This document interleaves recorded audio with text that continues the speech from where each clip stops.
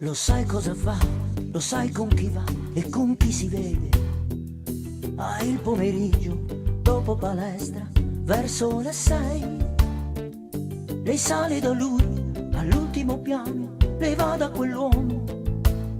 Ah, un uomo maturo, si dice sposato, tanto più grande di lei. Ma che cosa faranno, che cosa diranno per più di 2 ore? E si toccheranno, si bacieranno, ma se suo padre sapesse. Qualcuno di noi con un po' di coraggio glielo deve dire. È che diamine qua ci vuole sicuro un po' di moralità, ma la gente non lo sa che Federica ha 15 anni,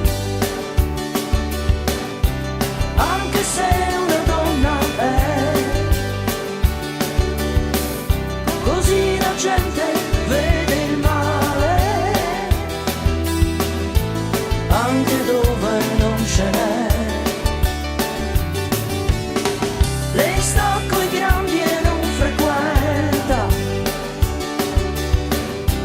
quelli della sua età.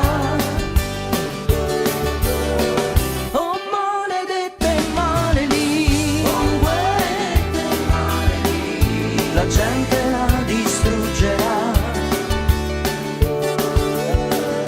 la gente la distruggerà.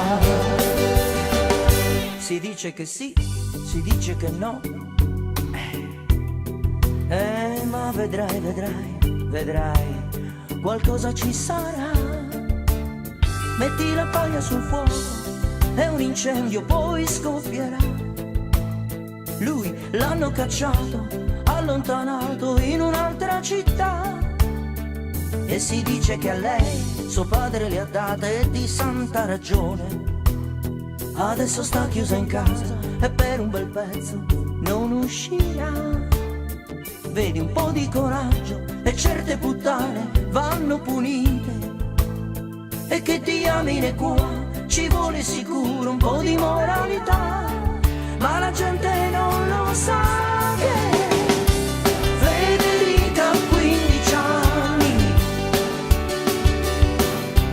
anche se una donna è. Così la gente vede il male anche dove non ce n'è. Lei sta coi grandi e non frequenta quelli della sua età. Oh maledette malelingue, maledette malelingue, la gente la distruggerà. Federica ha 15 anni, anche se una donna è. Oh maledette malelingue, maledette malelingue, la gente la distruggerà, la gente la distruggerà.